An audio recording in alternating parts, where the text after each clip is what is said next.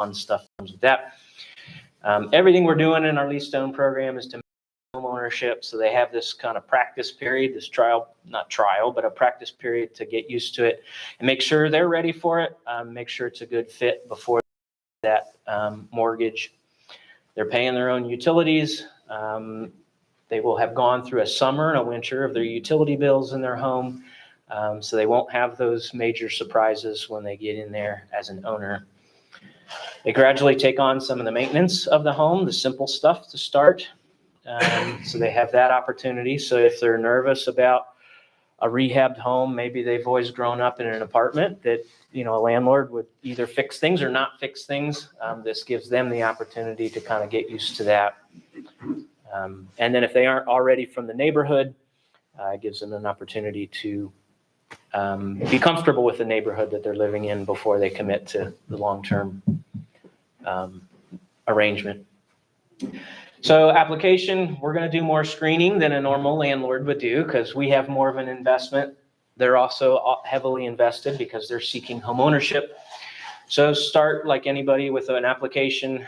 We do an initial staff review of the application just to see, is this remotely feasible for them to go through our program. If they tell us that their income is $2,000 a month, we need to see the pay stubs that confirm that it's $2,000 a month. We pull a credit report and look over the details of that credit report to see, if their credit's not perfect, how long is it going to take them to fix some things so that we all know what to expect moving forward. We also do an interview. If things look good in that initial staff review, we have a volunteer committee made up of experts and some current Honk homeowners who help make the decisions on who our next homeowners are going to be. They dig into it a little further, might ask questions that we haven't asked yet, and the ultimate test is, do we all think this is feasible for them to make it to homeownership within the 12 to 18 months? If we can answer that and be confident in that answer, knowing that some work's going to have to be done, then we move forward. If there are things that they might need to work on and we can't say with confidence, yes, this is a good fit, we think they can do it in a relatively short amount of time, we give them direction. So we don't just say, no, sorry, and just go on your way. It's, no, I'm sorry. We start with that. But it's, come back to us when you've worked on, this one piece. Maybe you need a little more time on the job. Maybe you can pay off a little bit more of the debt before we can move forward. Anytime somebody applies, we always look at them as everybody's on a continuum. So they might just not be ready right now, but maybe in 6 months, maybe in a year, maybe they'll be in a better place. And we've seen folks come back to apply later and get into the program later because they've worked on those things. To us, we're seeing that progress, that forward momentum. And when we see them working on it, we're obviously going to be more likely to want to work with them. Because that's going to help them get to their goal. Once they're approved, family moves in. Some of the maintenance things they take on are mowing the lawn, changing the furnace filters. We teach them how to do some things if they've never done it before. Ideally, they're cleaning their gutters. If not, we help them hook them up with somebody who could help them do that. And then if there's something that goes wrong with the house during that time where they're renting, if the furnace goes out or if the water heater for some reason goes out or something, those kind of things, Honk takes care of that. We want to set them up for that long-term success. Everything we're doing is for the long haul. We're trying to get them so that they are set up for success and not going to have things fall apart on them within a couple of years of them starting on their homeownership journey. When they make their monthly payment, we do set aside a small amount. I look at that as icing on the cake. It's theirs so that they can use it when they go to buy. So maybe we reduce the price of their house by that amount, or if it helps them in their loan process. There's different ways we can use those funds, but there's a little bit there that can help them get over that finish line. We come up with a plan. We have a housing counselor, full-time housing counselor on staff. She is wonderful. Been with us for 6 years now. Really good at one-on-one with the families in our program. She sits down with them, comes up, they sit down and collectively come up with an action plan with concrete steps so that each family has a plan. They know that they're going to be held accountable, so that within 3 months, this is your task. You're supposed to pay off this. Maybe it's a cell phone bill that they didn't realize ended up in collections. Every once in a while, those are mistakes or things that they might not necessarily confess to. But there's always a plan. And as long as they're following through on their steps, we keep working with them. We also do group workshops that usually will cover things like home maintenance type things and some financial preparedness. We've done workshops before where they've taken apart a toilet and put it back together. It's one of the key reasons why your water bill will go up is a toilet running. Do a lot of things in preparation on the financial side. So some folks will maybe not know what question to ask, but if they hear somebody else ask it, they're like, oh, I should probably know that. Or they might be afraid to ask a question, and if somebody else in that room asks it, they're still learning in that process. So it has been very beneficial to do both the group workshops and the one-on-one. They're also building community while they're doing it as well.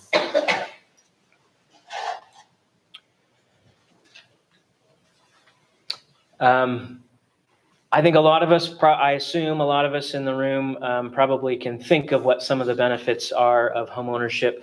For Honk, we're serving folks who are usually first-time homeowners, but not only first-time homeowners, but the first generation in their family to own a home.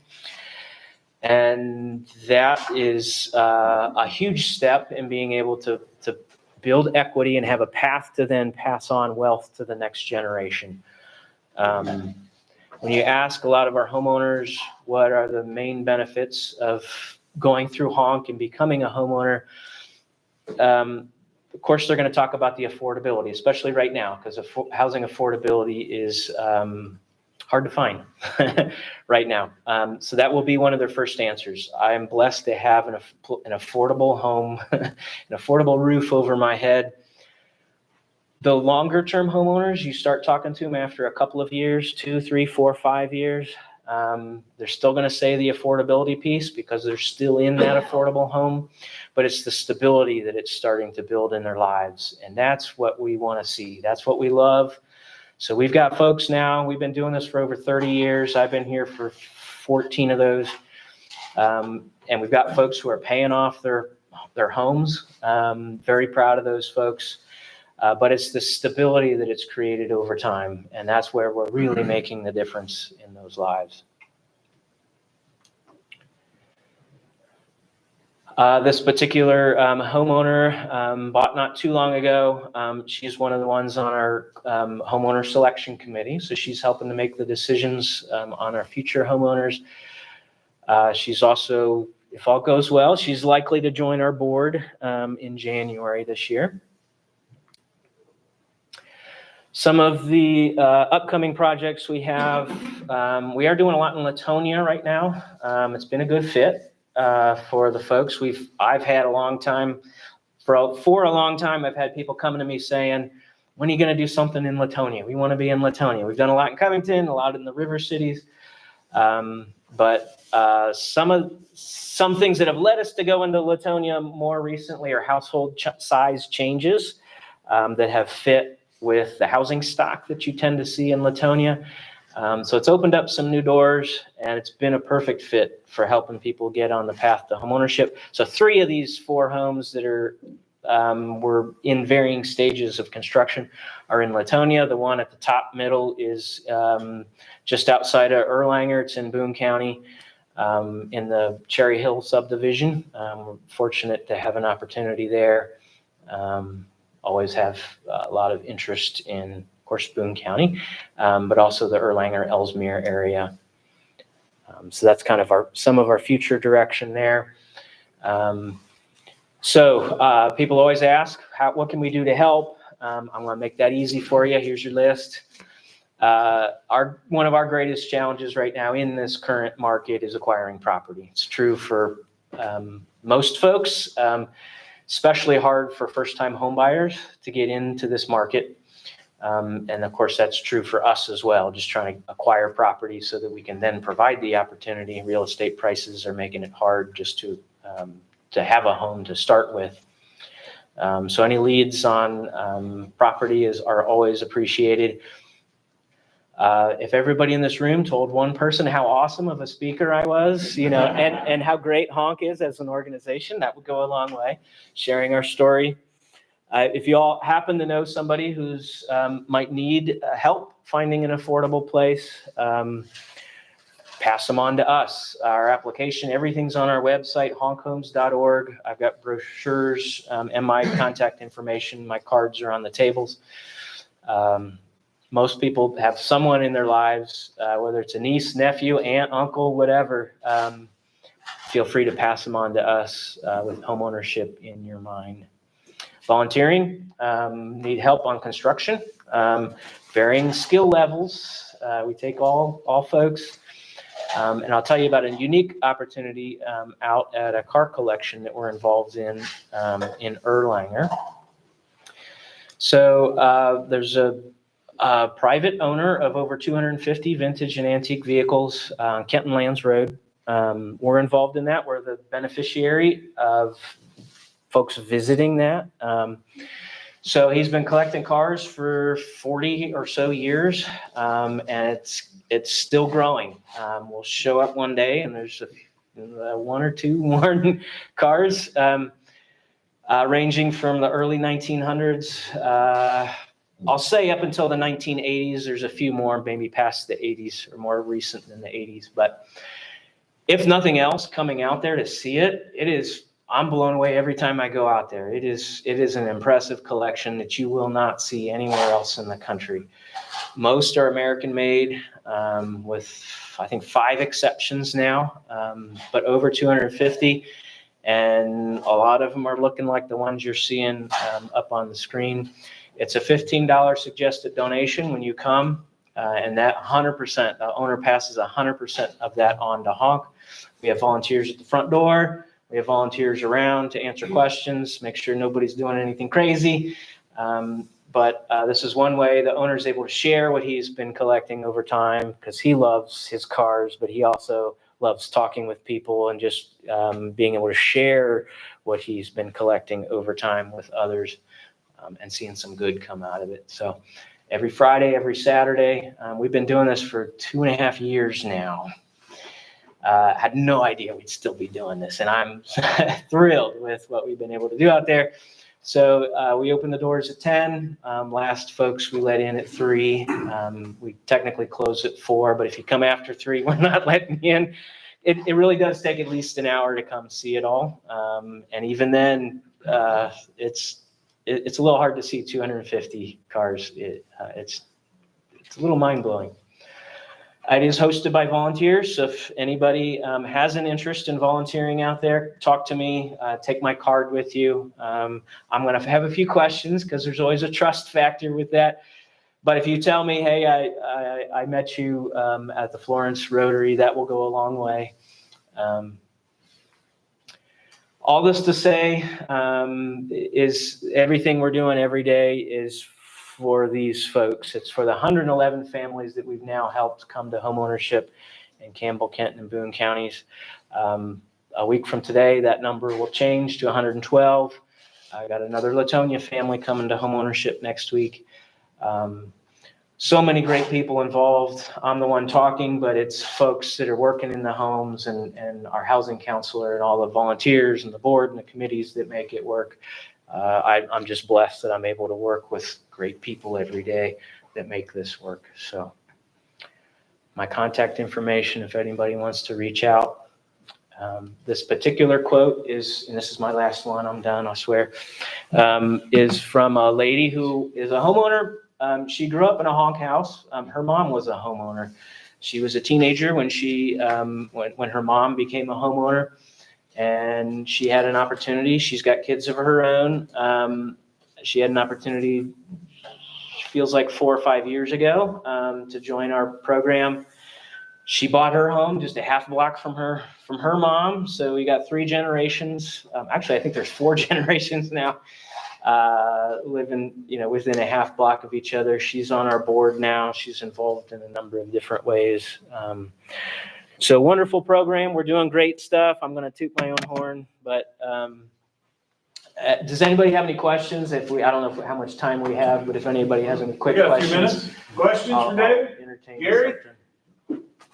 How many homes do you have in progress now that you're working on this program? We have 4 right now that we're actively working on, and then we're trying to acquire property so we can hit the ground running January 1. So we've acquired 3 houses so far to be able to start. So we have, I'll say, 7 in our pipeline, whether we're in progress or going to start progress in January 1. But it's that acquisition part that takes a lot more time than it used to. So we're really trying to get ahead of it now. 9 out of the 10 homes that we're working on were foreclosures now. I mean, we're having to go to foreclosure sales, which, maybe that wasn't even 1 out of 10, a few years ago. But yeah, we're working on about 7 in varying stages. Yeah. So I had a few questions, but you kind of touched on one of them just now. Where you get the properties, and are you competing with, other flippers and things like that on some of these deals? Yeah, it is in the foreclosures. It is a lot of flippers that are our competition. You're not seeing the first-time home buyers, people, because you have to pay cash at those. Or you have to have a bond and know how all of that works. So yeah, usually on the foreclosures, it's the flippers that we're in competition with. So we have a realtor who we work with. It's on our board, very, very good, and helping to unlock a few opportunities. But there's so few properties on the market for under 100,000, even the ones that need a full rehab, that the whole game has just changed in the last handful of years. Neville. As far as restrictions, like maybe you don't want them to have animals, are there any other types of things that you have? The animals is one of the ones. If it's a service animal or an emotional support animal, we do work with folks on those. And usually people, if they do come and have a pet, maybe if they're renting, they can find a way to rectify that for a year and a half. Maybe a family member can take them on for a short period. But during that year and a half, that is one of our restrictions. I mean, it's all going to come down to the test, because our goal is that they can get a bank financing within a year and a half. So if there's something that's going to prevent that, sometimes bankruptcies, if they aren't far enough out of it, might be a preventer, but that's just based on the loan. Other than that, we don't want to put people in a position of setting them up to fail. So we're a little conservative on the front end with making sure that their income's going to be fine and have some buffer in there. But best test is it feasible for them to be able to get a loan within a year and a half, and that's kind of our litmus test. One more question? We're good. David, thank you so much. David, if we have any Rotarians that might be interested in volunteering, Rotarians are always looking to roll up their sleeves and do some stuff. Yeah. How do we? Reach out to me. I'll be on the construction side. I'll be putting you in touch with our construction manager, Jeremy Lawson. But you reach out to me first and I can make that connection. If somebody's interested in the car collection, that I would be the one to talk to there. Okay. Yeah. Thank you. Excellent. Absolutely.